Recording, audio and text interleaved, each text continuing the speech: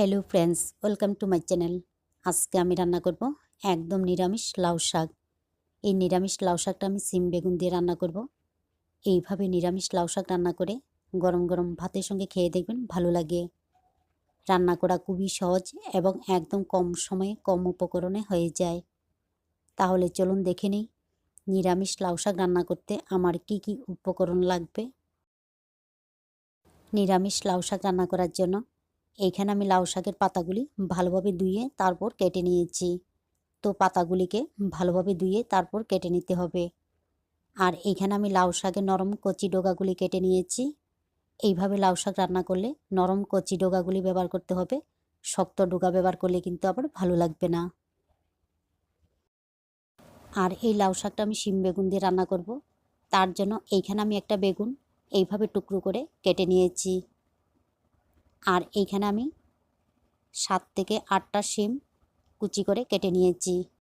শিমগুলিকে কিন্তু এইভাবে কুচি করে কেটে নিতে হবে, না হলে কিন্তু ভালো লাগবে না। আর বাকি যা যা লাগবে তা আমি রান্নার সময় দেখিয়ে দেব। তাহলে চলুন দেখে নিই কীভাবে আমি নিরামিষ লাউ শাকটা রান্না করব। প্রথমে আমি কড়াইতে তেল গরম করে নিয়ে এর মধ্যে দিয়ে দিলাম কেটে রাখা শিম আর বেগুন। এরপর এর মধ্যে সামান্য একটু লবণ আর হলুদের গুঁড়া দিয়ে বেগুন আর শিমগুলিকে নেড়েচেড়ে ভেজে নিতে হবে। তো আপনারা চাইলে বেগুনগুলিকে আলাদা করেও কিন্তু ভেজে নিতে পারেন। এইগুলিকে নেড়েচেড়ে নেওয়ার পর দেখুন শিম আর বেগুনগুলি ব্রাউন কালার হয়ে গেছে। এখন আমি এইগুলিকে নামিয়ে নেব।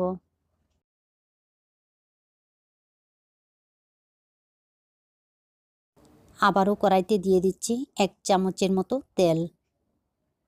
তেল গরম হয়ে গেলে এর মধ্যে দিয়ে দিলাম 2 থেকে 3টা শুকনো লঙ্কা আর হাফ চা চামচ মেথি। মেথির পরিবর্তে কিন্তু রসুন পেঁয়াজ দিয়েও কিন্তু এই রান্নাটা করে নিতে পারেন। এইগুলিকে হালকা ব্রাউন কালার করে নেড়েচেড়ে নেওয়ার পর এর মধ্যে দিয়ে দিচ্ছি কেটে রাখা লাউ শাক। এখন এইগুলিকে একটু মিশিয়ে নিতে হবে। আর আমি আবারও বলছি, লাউ শাকের নরম কচি ডগাগুলি ব্যবহার করতে হবে। শক্ত ডগাগুলি ব্যবহার করলে কিন্তু আবার এই লাউ শাকটা ভালো লাগবে না।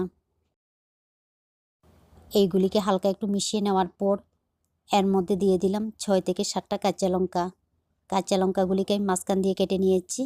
আর একই সঙ্গে দিয়ে দিলাম পরিমাণ মতো লবণ। লবণের পরিমাণটা কম দিতে হবে, যেহেতু শিম আর বেগুনগুলি ভাজার সময় লবণ দেওয়া আছে। আর দিয়ে দিলাম হাফ চা চামচ হলুদের গুঁড়া। এইগুলিকে ভালোভাবে মিশিয়ে নেওয়ার পর 7 থেকে 8 মিনিট কম আঁচে ঢাকনা দিয়ে রান্না করব। তবে লাউ শাক বেশি সিদ্ধ করা যাবে না, বেশি সিদ্ধ হয়ে গেলে টক লাগবে, তখন কিন্তু আবার ভালো লাগবে না।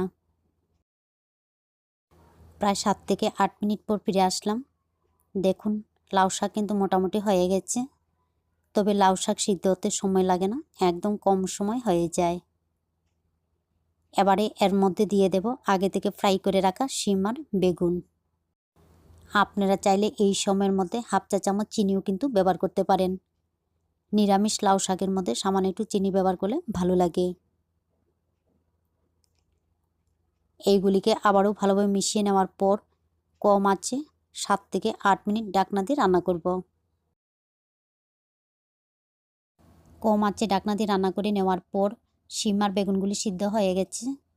তবে বেগুন সিদ্ধ হতে সময় লাগে না, বেগুন ভাজার সময় কিন্তু সিদ্ধ হয়ে যায়। এখন খুন্তির সাহায্যে এইভাবে হালকা একটু চেপে চেপে দিতে হবে, তাহলে বেগুনগুলি একটু মিশে যাবে, আরও ভালো লাগবে। এইভাবে নিরামিষ লাউ শাক রান্না করে গরম গরম ভাতের সঙ্গে খেয়ে দেখবেন ভালো লাগে।